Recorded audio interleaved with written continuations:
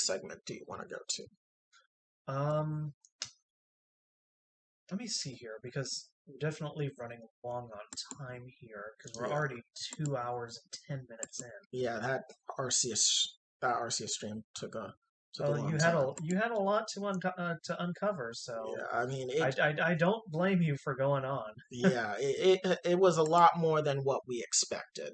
All right. Well, let me see what we've got left here. I guess the only really thing that we I guess have time for is to talk about the synagogue hostage crisis. Yes, I think that is something that should be talked about just because it kind of didn't get what the attention that it deserved for what was, a pretty massive thing. Right. So the big issue that happened is that there was a hostage crisis in a synagogue in Colleyville, Texas, which is, I believe, outside of Fort Worth. I believe so. And the big thing that happened was that four hostages were taken in for 11 hours, including the rabbi, correct? Yes, the rabbi was the one that was taken out. And And yeah, it definitely made a lot of news recently, and it's important that we talk about it because, of course, we do see a lot of anti-Semitic sentiment coming very often. yeah. I think it's really important that we do talk about this just because anti Semitism is a form of bigotry that has been around for centuries, literally. Yeah, And and it doesn't get a lot of media coverage too, because mostly over the past few years, like we've got a lot of attention with BLM about bigotry towards African Americans. With COVID, we do have a lot of attention brought over to bigotry towards Asian Americans, yeah, but the media never goes all out on anti-Semitic bigotry at all. yeah. I mean, so the big thing that happened in this was that the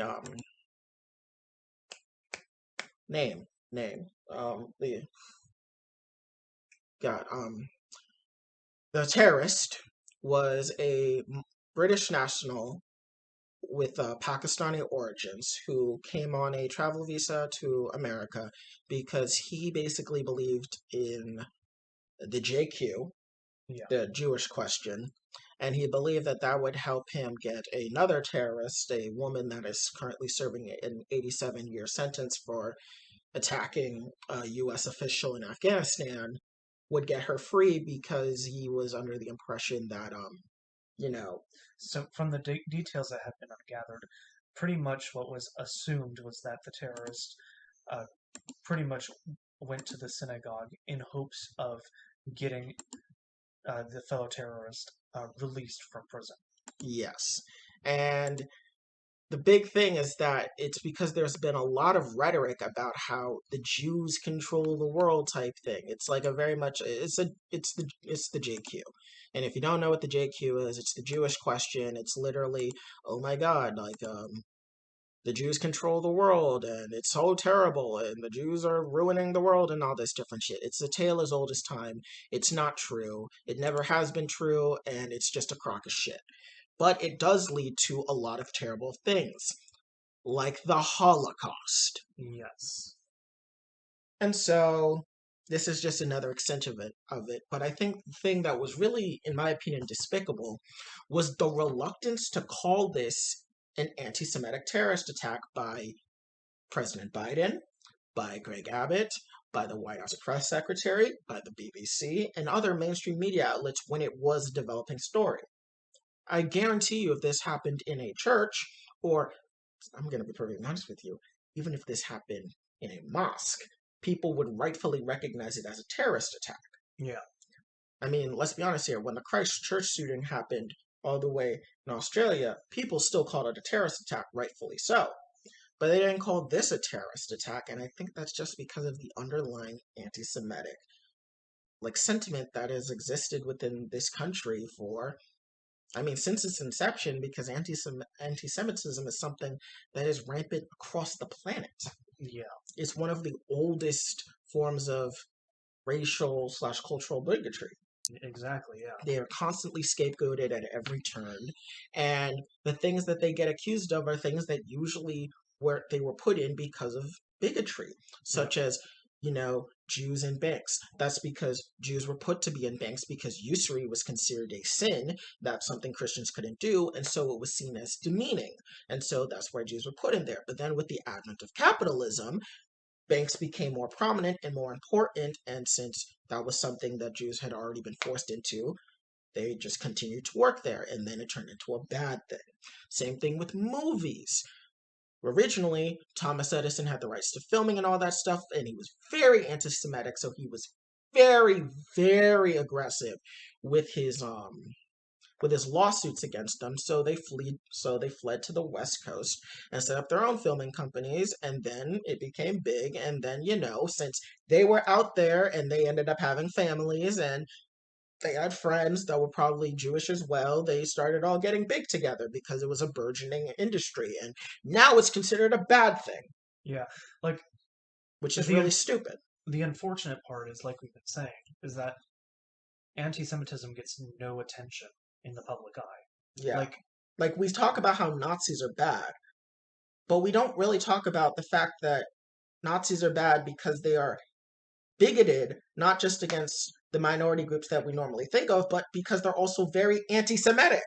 yeah, Like, anti Semitism is the kind of bigotry that kind of falls through the cracks when we talk about all the forms of bigotry. yeah, We talk about the racism against people of color. We talk about transphobia. We talk about homophobia. We talk about ableism. We talk about all these different things, but we don't talk about anti Semitism. And it's just as bad. right. Rates of anti Semitism increase with the rates of other forms of racial violence. When Trump came into power, anti Semitism violence skyrocketed. But we kind of didn't talk about it as much, like when we talked about when anti-Asian hate crimes rose up. And now this is not to say that it's one or the other. It's that we should be doing both. It was amazing when we talked about how Black people constantly get the short end of the stick, to put it lightly, in terms of how America works. And it is also terrible how Asian people were given disproportionate amounts of hate for something that was completely not their fault. But we also should extend the same thing to Jewish people and anti Semitism, especially because anti Semitism runs deep in America. From how there's the casual indifference to hate crimes that have to them, to the fact that part of the reason that many conservatives even support the state of Israel is because they want to corral all the Jews into one place. So when the rapture happens, all the Jews will die as prophesied in the book of Revelation. So then when Jesus comes, they will take them, the evangelical Christians of America, up to heaven. Yeah. The hate This, of Jewish people runs deep, and this synagogue hostage situation is exemplary of that fact. which it's so surprising to see that this type of anti-Semitism, like the JQ, the idea that they run the world, is existent outside of the Americas and Europe. I mean, you said it was crazy? Like, it's crazy to think about, because whenever I think about like modern um, instances of that happening, you think of, oh, this could only happen in the US and Europe. Like, No, it happens everywhere. and It happens in. that's why it was so surprising. Like, again, this type of bigotry never gets brought up in the public eye, so we don't ever cross it at all. Yeah, like when we talk about the Israel Palestine situation, Israel is entirely in the wrong. They are committing an act of genocide, and the people of Palestine deserve the right to have their land and live there. But you also have to understand that there are agitators, right-wing agitators in the Muslim world, namely terrorist groups like Al Qaeda and ISIS, that do the JQ, and they do that in regards to Israel and how they treat Palestinians, where they take a really terrible act of genocide that is happening by people that happen to be Jews, not that it happened because they're Jews, it happened because they happen to be Jews. Genocides have been committed by every racial group. They take that and they use that to spread anti Semitism throughout the Muslim world. We see this with the Hotep movement in America, where Black Americans and maybe some Africans believe that the Jews are the problem and that the Jews are the ones that really caused the fall of Africans back in the back in the transatlantic slave trade, and that the Jews are the reason why Africa got colonized, when that is far from the truth. Most of the people that colonized were, Christians, Yeah. doing so on holy missions, and it was all just a post hoc justification for the needs of for the needs of post feudal early capitalist society. And unfortunately, when we do encounter like anti-Semitism as a concept, whenever it's brought up by the right, it's used as an attack against the left. Because Because of course, moving the embassy to Israel. yeah, I mean, the thing that the right does in America, at least, to use anti-Semitism as a cudgel to beat the left and not actually bring up the real anti-Semitism, is because a very insidious form of anti-Semitism is the conflation of Zionism, the support of Israel, with anti-Semitism, which is just absolutely false. Not all Jewish people support Israel. So to say that if you're against Zionism, you're against Jewish people is wrong. It's just as wrong as saying that you're racist against Chinese people because you don't support the PRC. It's just wrong. Yeah. I think it's just extremely upsetting, and it's really sad that we're having this terrorist attack happen, and it's not given the same level of gravity that it should be given, because these people are American citizens. They're just as much of citizens as you or I. Or even if they're not a citizen of your country, they're human beings at the very least. They are human beings that deserve to be respected and be able to live their lives happily. They should not have to live in fear in what is supposed to be a safe place in their places of worship, that some crazy person will come in and take them hostage or potentially try and kill them because of this perceived cabal of how every Jewish person is somehow in control of the world, which makes absolutely zero sense. Yeah. Yeah. And It's just really ultimately, it's upsetting. just another alarm bell that we need to tackle bigotry in just not this country, but the world. Yeah. And as impossible of a task that is, still can't let anything stop us. Yeah. And so, what I have to say is that for those of us on for those of us on the left, we cannot We cannot let things like this fall to the wayside. We cannot let anti Semitism slide. We have to combat these things head on. When people start doing the JQ, we have to push back on them.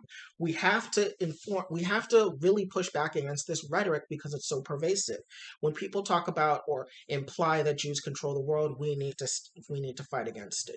We need to defend the people that are harmed the most in these things. We defend all other sorts of people of color. Jews are no different. But we also need to understand that their oppression is slightly different than other forms of POC. Jews are put in some positions of power, but that is not because of some type of shadowy cabal. It's actually because of a previous oppression. So Jews did have a disproportionate control of banks in a lot of areas, but that is not because of any type of control. That is because usury was considered a sin, and it was considered demeaning to have Jews work with money.